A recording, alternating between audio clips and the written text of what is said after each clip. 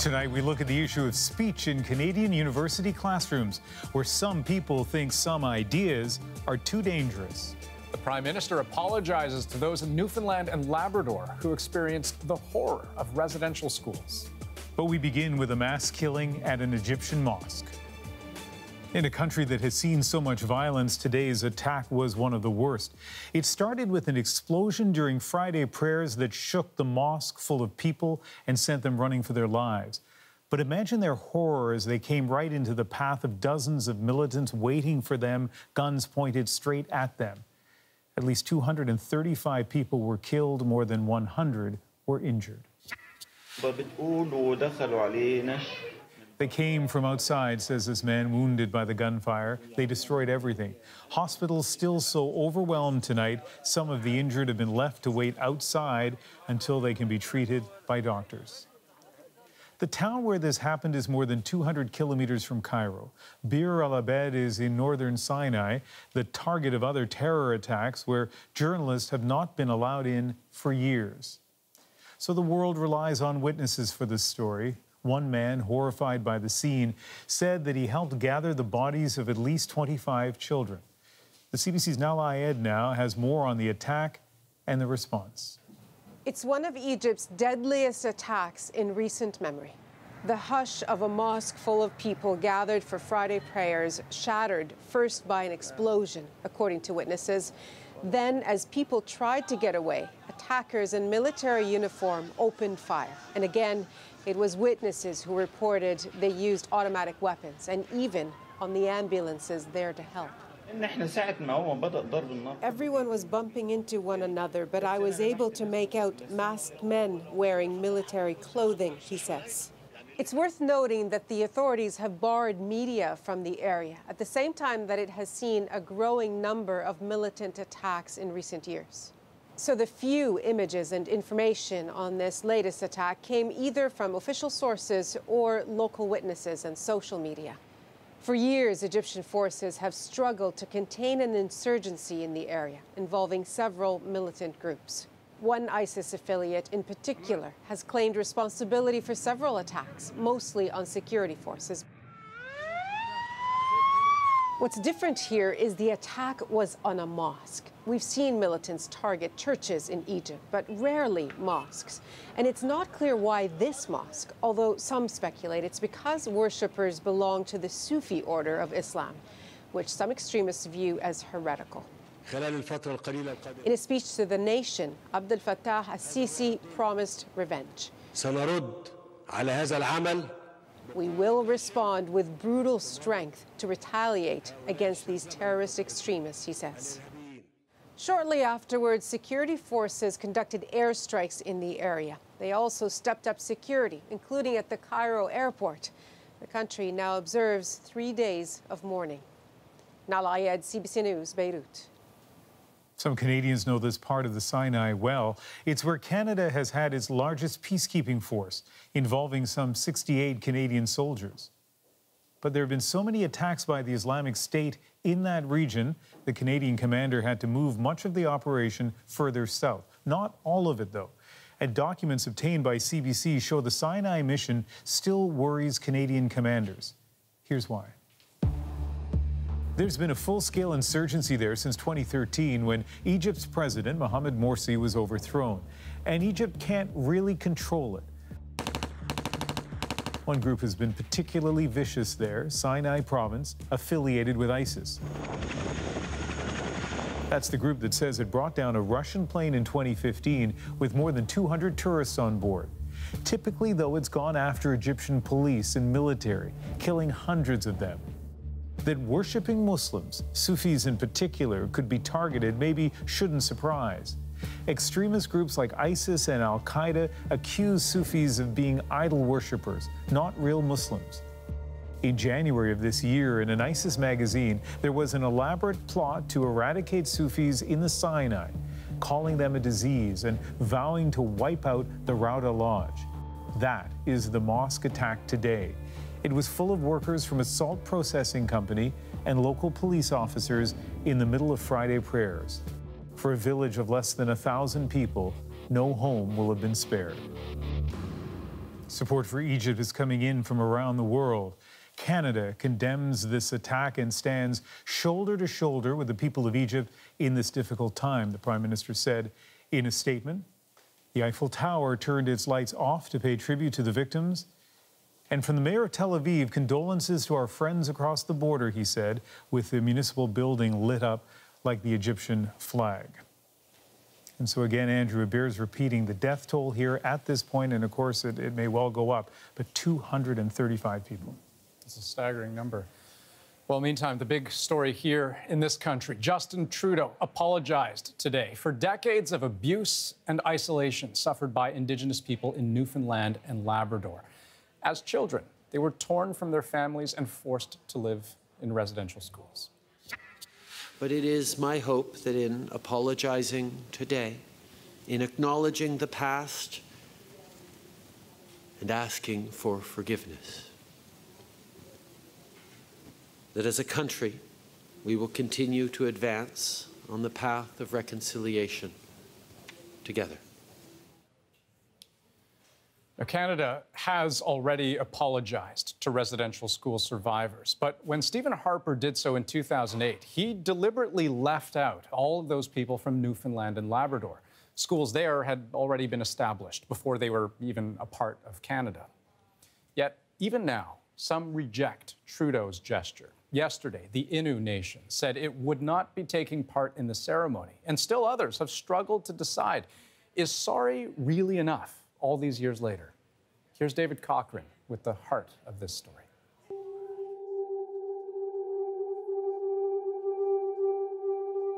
Nasty things happen to little children.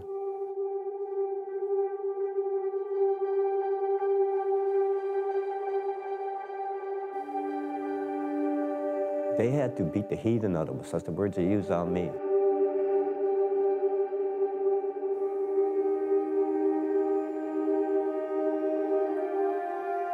You little heathen, we're going to make you white.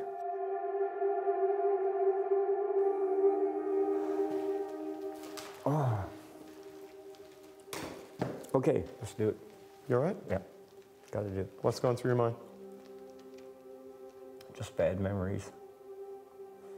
Jimmy Two Talk was brought to Northwest River in 1969 when he was just 9 years old. He ran away by the time he was 11. I got tired of seeing the abuse, being abused on a weekly basis. You go and get your bath, come in, keep you quiet in the bathroom by putting the damp, wet paste cloth in your mouth so you can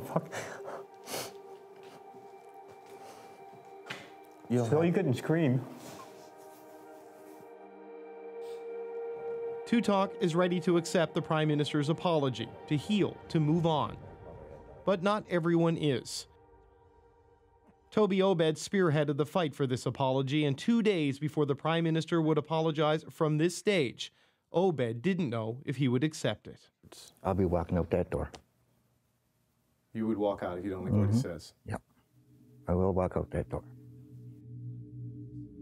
Obed was taken to that school in Northwest River when he was just 3 years old. By the age of 6, he was fending off abusers and molesters. The emotional abuse, mental abuse, physical abuse, sexual abuse. I've been living with all that garbage for all these years. After residential school, Obed went through a string of foster homes. By 16, he was an alcoholic. In his 20s, he passed out on a -50 night and lost both feet and his left hand to frostbite. He still drinks. He's tried to stop. He says he can't. Ain't going to quit, don't want to quit. I'll quit when I'm ready. Until then, I'll keep drinking.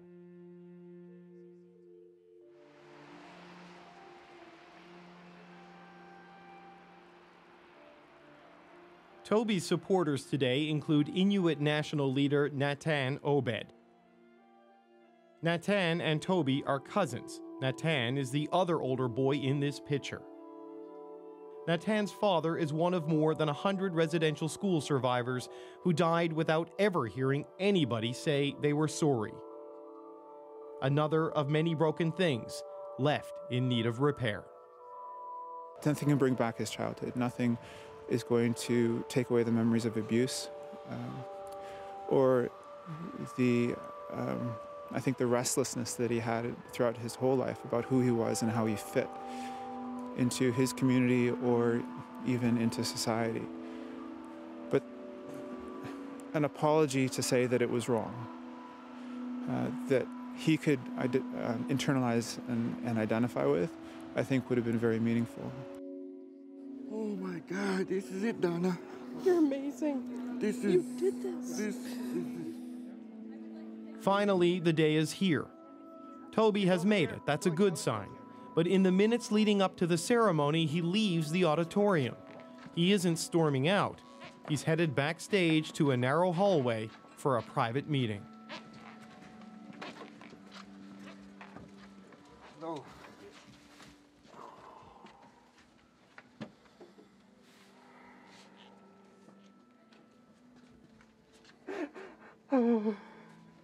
Excluded by one prime minister, embraced by another.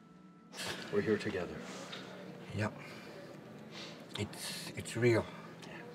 It's really, really happening. It's really happening. Finally, the ceremony begins and the hundreds of other survivors in the auditorium get their moment of apology. We are sorry for not apologizing sooner, for not righting this wrong before now. That moment unlocks years of sadness before unleashing celebration. Then it was Toby Obed's moment of triumph.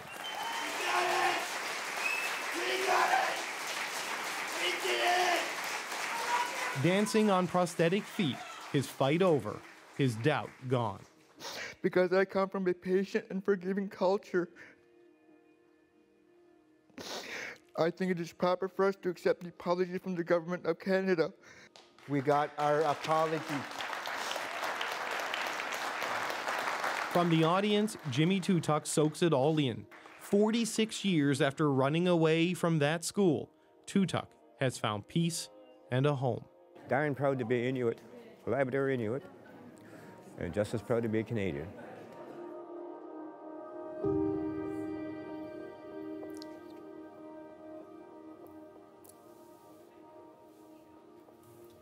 Toby Obed was part of the $50 million class action settlement negotiated with the government last year, and it included some pretty grim calculations. A person's payout changed depending on how often they were abused and how badly. Obed received the maximum compensation for abuse, $200,000. Are there some topics too sensitive for a university classroom, and who gets to decide? Those questions have focused attention on a university in Waterloo, Ontario, echoing an issue that's being heard on campuses across the country. The latest flashpoint in the debate over free speech. It's a horrible shame to see the university descend into censorship and petty political correctness. Today, people rallied in support of Lindsay Sheppard. She's the teaching assistant at the center of a controversy at Wilfrid Laurier University. Sheppard says that she never considered herself an advocate for free speech until now. We'll hear from her in a moment, but first a look at how she was thrust into the spotlight. Sheppard used clips of this debate from the public broadcaster TV Ontario about gender-neutral pronouns. It was part of a first-year communications class, and it included controversial University of Toronto professor Jordan Peterson. And I don't like these made-up words, Z and Zer and that sort of thing. Okay, what about, they're not all made-up words, quote-unquote made-up words. For example, they is one of them. Yeah, but to speak to an individual as they. Right, but we can't dispense with the distinction between singular and plural. At least one student complained about Sheppard's use of the video, and she was accused of violating the university's gendered and sexual violence policy. She met with her supervisor and another professor where, among other things, her use of the video was compared to airing Nazi propaganda. But this is like neutrally playing a speech by Hitler or Milo Yiannopoulos from Gamergate. Sheppard recorded the meeting and released the audio, and that's when this story became national news. On Tuesday, the school's president apologized to her, saying, "The conversation I heard does not reflect the values and practices to which Laurier aspires. I'm sorry it occurred in the way it did, and I regret the impact it had on Lindsay Shepherd." The university continues to investigate this, but that is not enough for some of the people who attended that rally today. Our Ron Charles heard from them and spoke to others who say their voices have been drowned out. On one side of the street next to Wilfrid Laurier University, the free speech rally in support of Lindsay Shepherd. Attacks on freedom of speech need to get out of the classrooms of Laurier. Thank you. On the other side, a line of silent counter-protesters who call the debate Shepherd brought into her classroom an attack on their very existence. Without automatically coming to attack us. For Laurier student Milas Hewson, that existence needs to include being identified by the gender-neutral pronouns they and them instead of he or she. To have to be constantly on the defensive, defending our experiences, who we are as people, whether or not we are people in some cases, whether we exist, it's very upsetting. Across the street, the free speech rally attendees counter that sometimes being upset by what's said is the price of academic freedom and learning about a diversity of views. It is clear to me that the culture of coddling and comforting students has gone too far. On this side of the street, Alex McEwen is one lone transgender student who came out in support of Shepherd. And we need to use that free speech to show other people and discuss openly with them, respectfully. I also belong in this society as much as you do, and we can come to an agreement or agree to disagree. But today, the two sides remained separated by the chasm of a busy street. Ron Charles, CBC News, Waterloo, Ontario. And Lindsay Shepherd joins us now. It's been a couple of weeks since this story broke. How's it been for you? It's been really overwhelming, but all of it has been worth it. And so a lot of people want to claim you as theirs, as support for their point of view. You were saying to me earlier, though, you don't want to see this as a left-wing or right-wing issue. How should we look at this? We should see it as freedom of expression, whether on a campus or otherwise, is everyone's issue. And I don't think either side of a political spectrum should be able to claim it for themselves. When you made that decision as a teaching assistant, you're a master's student and you were teaching undergraduates, to play this clip from TV Ontario, did you have any idea that it was going to turn into such a contentious thing? I didn't. And based on the discussion that we actually had in the class, it was so intelligent and reflective and mature that I was so surprised to know that actually someone had a serious problem with it. So somebody, at least one person in that classroom, complained to the university saying you'd violated the policies at that university. What do you know about the accuser and the accusation? I know absolutely nothing. So I don't know how many people complained. I don't know if it's something specific that I said or something that was in the clip or something maybe that even someone in the class said. And currently, the Rainbow Center at Wilfrid Laurier University is demanding an apology from me. But first, I feel like I need to know, what am I apologizing for? So, I mean, you've obviously had a lot of time to think about it. What do you think that they want you to apologize for? I think it's just the fact that a figure, Jordan Peterson, was in the clip, and it's by proxy of me bringing that figure into the classroom. Even though, obviously, all of us have different aspects of us that are maybe things that some people agree with and some people don't. So, to think that one person is just polarizing no matter what and he has to be banned from the classroom, it's just a little bit outrageous to me. So you made the decision to tape the meeting that you had with a professor and someone else who was on the faculty, and that really is what has created so much attention here, because it is a remarkable, 45-minute meeting to listen to. And in that meeting, you were accused of a lot of things, including violating the Canadian Human Rights Code. You kind of stood your ground. It was emotional at times in there. And now the university has apologized to you. How do you feel about the apology? So I do appreciate their apology, but at the same time, they were on a route to self-destruction, and their only option was to apologize. And, unfortunately, the apology although it's a step in the right direction, they were kind of making it seem that this was an issue of TA training or mentorship, or like maybe I hadn't been trained properly, when really that's such a distraction from the real issue, which is that this was, you know, a 42-minute meeting based on them telling me that I'm not allowed to let students have certain views. And it's just suppression. It's just silencing. You're a master's student in your early 20s. What is the lesson here for instructors and professors at universities across the country, do you think? It's that people really care about freedom of expression and freedom of speech, and people don't want to be told what to think, and they want to be able to come to their own conclusions. They want to be able to critically think. And especially students who are in a university, and this is their time for personal and intellectual development, and we should let them figure out their own way. All right, Lindsay Sheppard, thank you very much. Thank you. As we've mentioned, Laurier is not alone. Some argue that at many universities, it has become increasingly difficult for certain viewpoints to be heard at all.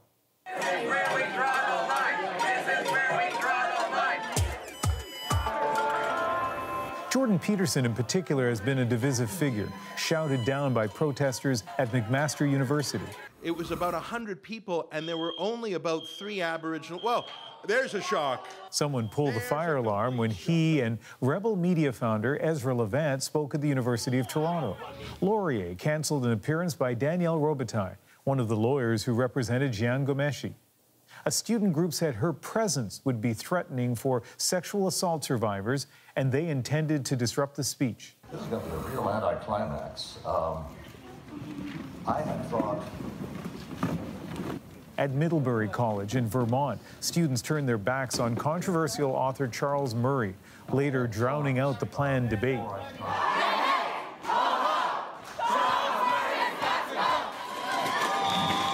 And this is what happened in California when a Berkeley student group invited alt-right figure Milo Yiannopoulos to speak. But there is pushback, and it too is controversial. The University of Chicago now warning freshmen that they'll hear debates and viewpoints that may challenge them and even cause discomfort, adding the school does not support, quote, so-called trigger warnings and safe spaces. Okay, well, still ahead tonight on The National, Donald Trump's connections to Russia. They go back decades. We'll take you through it all with a former correspondent who's now banned from Moscow. And the crocodile is sworn in as the new president of Zimbabwe with promises of change for that country. And the Argos are ready to take on the Stamps in this Sunday's Grey Cup, but it is the CFL commissioner who had what some saw as the offensive line today. No one is going to dispute that concussions aren't good for the players. But the other side of this equation is this question of cause and effect.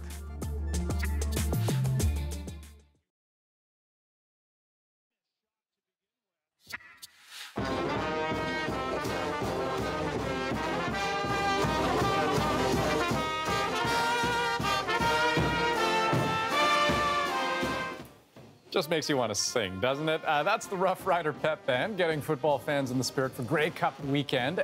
And though Ottawa's team, the Red Blacks, they aren't in it this year, they're still hosting. The city's brimming with excitement. Thousands of people from across the country making their way to the nation's capital ahead of Sunday's matchup between the Calgary Stampeders and the Toronto Argonauts.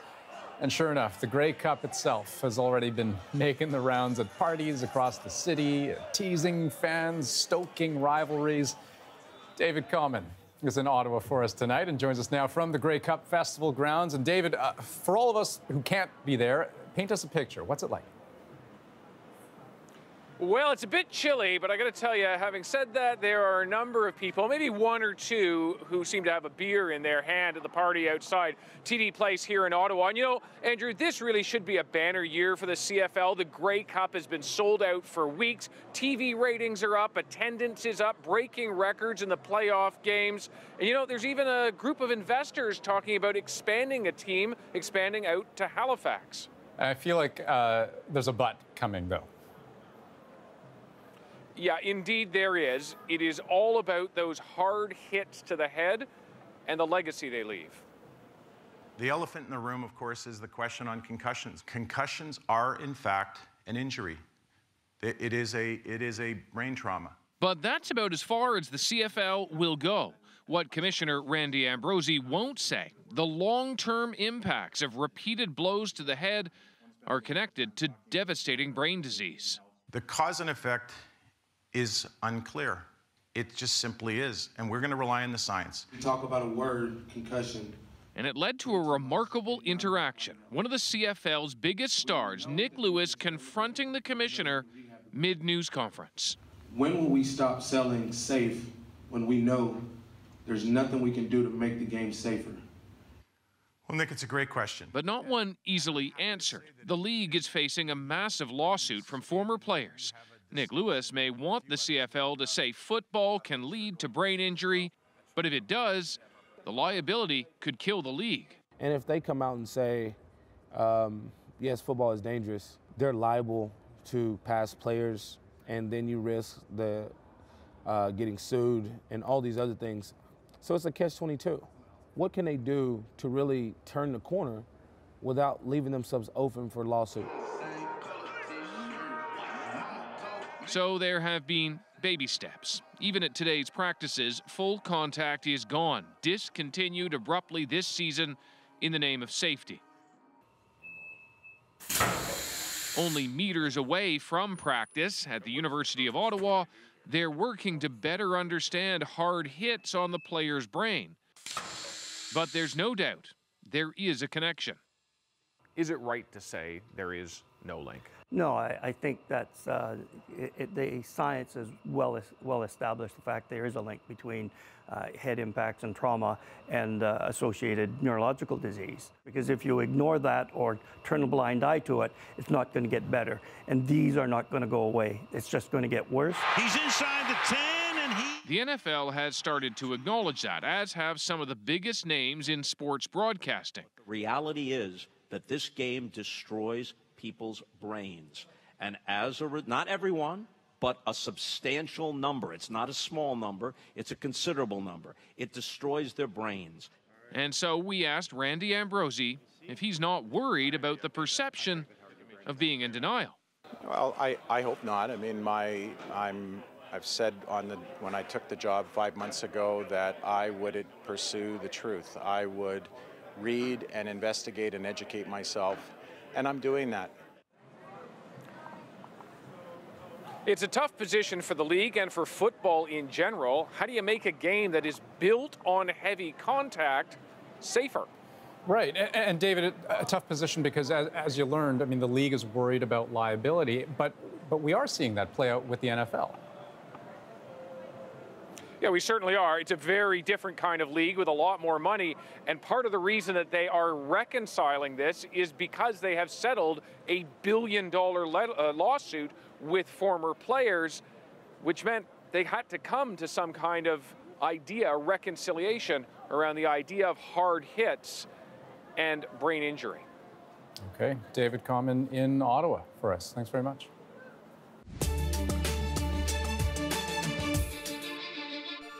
Clearly they knew they were in danger. The people around them knew they were in danger. So what did we do about that danger? How did we try to contain it? Clearly we didn't contain it at the end of the day. Some tough questions tonight about support for victims of domestic violence as a triple murder trial in Ottawa comes to an end. Basil Barutsky was convicted today of 2 counts of first-degree murder and 1 count of second-degree murder in the deaths of 3 women back in 2015. All 3 were killed on the same day, and all of them had past relationships with Barutsky. 2 had even reported him to police earlier for assault and uttering threats. Animal activists in Vancouver are looking for answers after the death of a false killer whale at the city's aquarium. Chester was rescued off the coast of Vancouver Island back in 2014. He was in bad shape when he arrived at the aquarium, and officials say that while he did improve, he never fully recovered. Right now, it's not totally clear how Chester died, but we're told he did start behaving strangely on Wednesday. His death is the 4th of its kind at the Vancouver Aquarium in just the last year. Last November, 2 beluga whales died in the span of just 2 weeks, and in June, a harbor porpoise died. Well, also tonight, job cuts at Canada's second largest grocery chain. Sobeys announced today that it's cutting 800 office jobs across the country. And That's a big number. It's about 20% of the company's office staff. So why is it happening? Well, traditional grocery chains generally are struggling to compete. The shift to online retail has also changed the shopping landscape. And for its part, the company says this is a move to save money and reorganize. We still have a lot ahead here on The National. Zimbabwe has a new president tonight. A change at the top, but what will it really mean for the people on the ground? And could Donald Trump's ties to Russia soon trigger a crisis for the president? I wouldn't say the White House is on fire, but I think the shrubbery is on fire, and the garden is looking pretty orange, and they're heading inexorably towards the White House.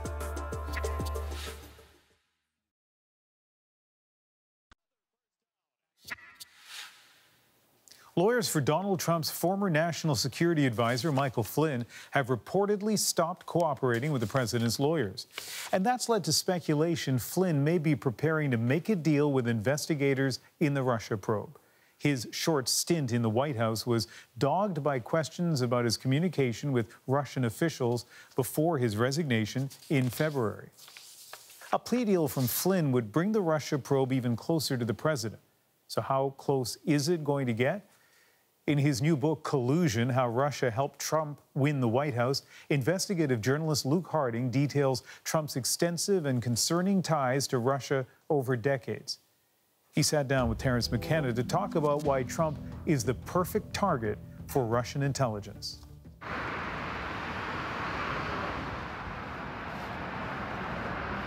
Luke Harding's last two books have been turned into major Hollywood films.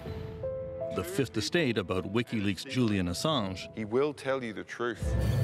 And Oliver Stone's movie about Edward Snowden. The NSA is really tracking every cell phone in the world.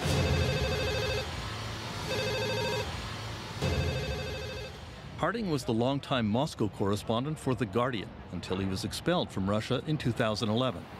He thinks Donald Trump's business dealings with Russia show every sign of manipulation by Russian intelligence services.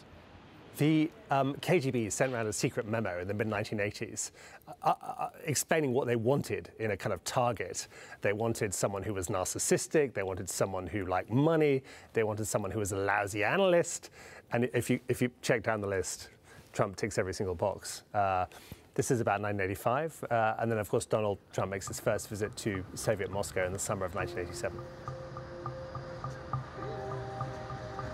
On that first visit to Russia with his then-wife Ivana in July 1987, Donald Trump began negotiating to build a Trump hotel complex, a lucrative deal that would be dangled in front of him for the next 30 years. When Trump first visited Moscow, I've got no doubt that he would have been targeted by the KGB. Not because I'm a conspiracy theorist, just because that's what they did. And more to the point, he was invited by the Soviet government. And it was all expenses paid. The other thing we can say is that Trump's hotel room in Soviet Moscow in 1987 would have been bugged. Like any kind of rich American, he would have been under technical surveillance. All of this stuff would have been put in a dossier. Harding says the KGB would have especially focused on Trump's notorious womanizing over the years. These KGB personality questionnaires, one of the first questions they ask is the target susceptible to women? Does he have affairs on the side? Because what they're looking for is they're looking for something they can exploit. Meet the press. A fiery Donald Trump comes out swinging, slamming the circulation of unverified allegations against him. It's a disgrace. Of course, Donald Trump's 30-year business relationship with Russia and explosive allegations about his sexual activity there compromising information hit the headlines last January. The president-elect and Russia. With the revelation of a private intelligence dossier about him. It's all fake news. It's phony stuff. The infamous dossier alleging collusion between the Trump campaign and Russia was the work of a small security company here on Grosvenor Gardens in London. Orbis Business Intelligence has a good reputation in the security business.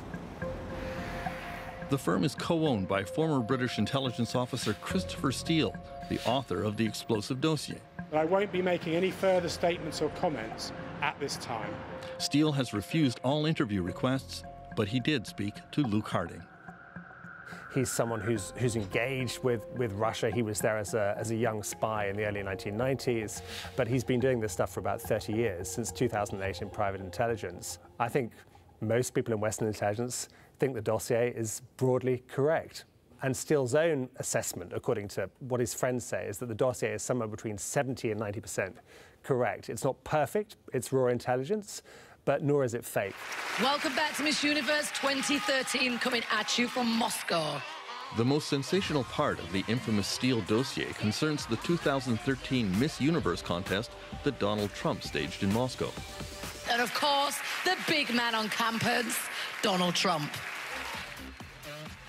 Steele's sources reported that Trump hosted multiple prostitutes in the presidential suite at the Ritz-Carlton Hotel in Moscow, and that he had them perform perverted sexual acts, all secretly filmed to provide the Russian intelligence with kompromat, compromising material that could later be used to blackmail him. Trump absolutely denied it. Does anyone really believe that story? I'm also very much of a germaphobe, by the way. Believe me. In recent days, Trump's bodyguard Keith Schiller testified that an offer was made to provide multiple prostitutes to Trump's suite, but that Trump had laughed it off.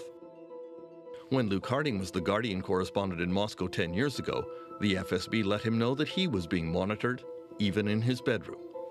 What did Trump do in 2013 when he flew into Moscow for the Miss Universe beauty pageant? Did he go to bed early with a cup of hot chocolate, or did he watch an entertaining show in his bedroom? Now, we can't answer that, but what we can say 100% is that the FSB would have videoed everything.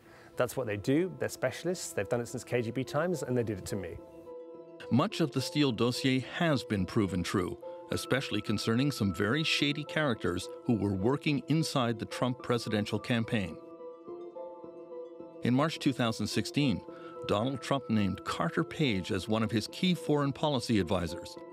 Page is an eccentric businessman, academic, and pro-Russian zealot whom the FBI had long suspected was some kind of Russian agent. Back in 2015, the FBI wiretapped 2 Russian spies working undercover in New York City for the Russian VEB Bank, considered a front for Russian intelligence. The spies were talking about recruiting Page, identified in this 2015 indictment as male number 1. The spy Victor Podovny suggested an approach to Page. I will take you to a restaurant and give you an expensive gift. You just need to sign for it. That is the ideal working method. You get documents from him and then tell him to go f*** himself. I think he's an idiot. He flies to Moscow more often than I do. It's obvious he wants to earn loads of money. It appears the Russians wanted to bribe Carter Page, then blackmail him about being bribed. It seems to me that wittingly or unwittingly, he's a Russian asset.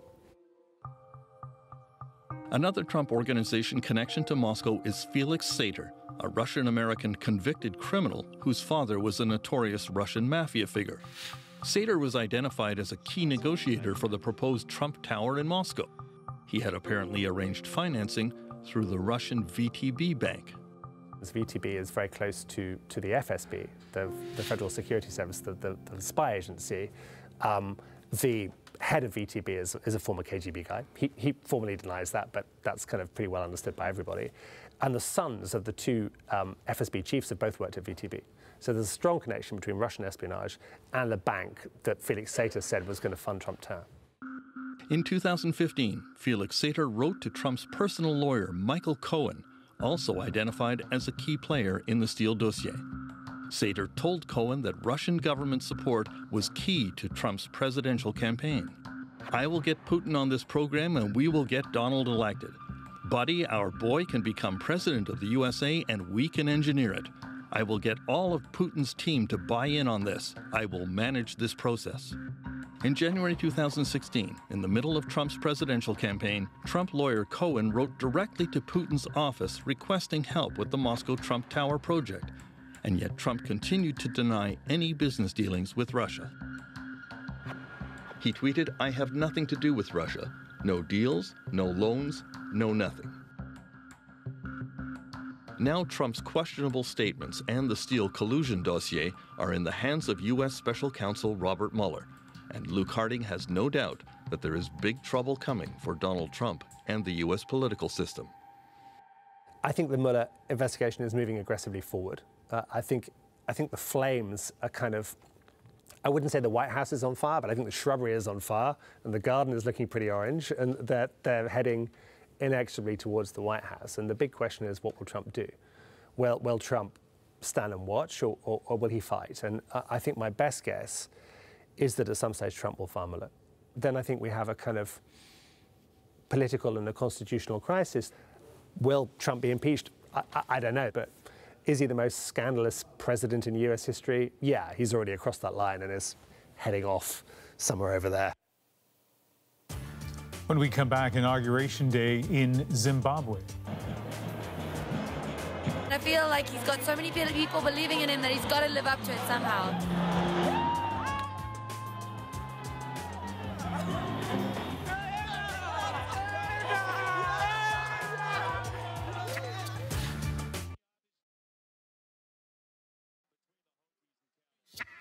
The time that I shall be president of Zimbabwe, I solemnly promise that I shall, to the best of my ability, serve everyone who calls and considers Zimbabwe their home. It was just 3 weeks ago that Emmerson Mnangagwa fled Zimbabwe, his political future and personal safety uncertain. Tonight, though, he is the country's new president. That knack for survival will come in handy in a place plagued by problems. As Margaret Evans explains, the first challenge will be earning the people's trust. If you build it, they will come. A new Zimbabwe to rise from the ashes of a promise long denied. That's how high expectations are amongst Zimbabweans on this Inauguration Day. Here in Zimbabwe, we are now happy. We removed that dictator, President Robert Mugabe. It is the first time they've had a new leader in 37 years, and they say it changes everything. Even though the man taking office is nicknamed the Crocodile for the cunning he showed as Robert Mugabe's intelligence chief. I, Emmerson Mnangagwa. In front of 60,000 people, he thanked the deposed Mugabe for his role as a liberation hero, but said it was time to right the wrongs of the past and pledged to serve all Zimbabweans. The message so far from the new administration is that they want the outside world to come back to Zimbabwe and help it get up on its feet again. We ask those who have punished us in the past to reconsider the economic and political sanctions against us.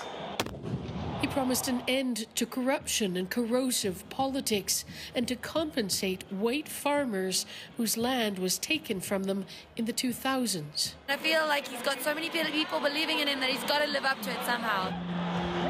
There are those who worry that what has essentially been a shift of power within the ruling ZANU-PF party won't translate to changes on the ground for ordinary people. Offering that change will be the real test. Zimbabweans are not really so worried about who's in charge as they are about whether or not the economy is working. These two men are making a little extra cash selling crocodile T-shirts, and they're giving their new president the benefit of the doubt. We are not saying it's the best option, but it's a good option, and it's worth trying. If you are putting on a trousers that is torn and it's got 5 holes, if you are given a trousers with the 2 holes, it's better than the one with 5 holes. Let the building begin. Margaret Evans, CBC News, Harare.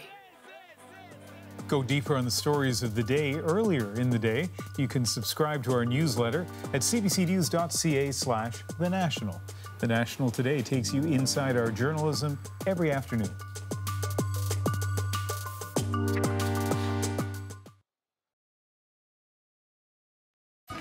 Rick Mercer Report, Tuesdays at 8 on CBC.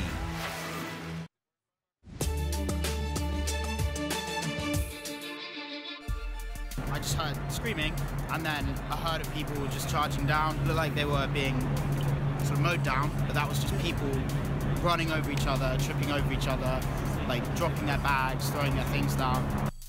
You can get a sense of the tension in London today after what turned out to be a false alarm. It all unfolded on Oxford Street, one of the city's busiest shopping spots. People were out doing their Black Friday shopping when rumors spread about gunfire. That sent people running. And for about an hour, nearby shops and restaurants were locked down. Police say they responded as if it were a terrorist incident, but ultimately they say they found no evidence of gunfire. Un momento difícil para todos, pero claramente. The president of Argentina promising today to keep up the search for a missing Navy submarine, but hope is fading that anyone will be found alive. There were 44 people on board, and it's now been 9 days since the sub disappeared, with only about a week's worth of oxygen. What's more, we learned yesterday there was some type of explosion detected near where it went missing last week. Argentina's president has promised a full investigation into what happened. And shifting gears now to something getting a lot of reaction online tonight. And I'll spoil the surprise right now. It's about Donald Trump on Twitter. So just a little while ago, he wrote, Time magazine called to say that I was probably going to be named Person of the Year, like last year. But I would have to agree to an interview and a major photo shoot. I said probably is no good and took a pass. Thanks anyway. Now, that sparked a lot of reaction on Twitter, most notably from Time magazine itself. And they say it didn't quite happen that way. They say the president is incorrect about how we choose Person of the Year. Time does not comment on our choice until publication, which is December 6th. And Ian, I'll be honest, I don't know what to make of all that. Well, a couple of things, I think. First of all, that Time magazine is happy as a magazine to still be relevant and have people talking about them. And also, I think they'd point out that Person of the Year doesn't mean best person of the year, just the newsmaker of the year. Fair enough. All good points. That is the National for November 24th. Good night. Right.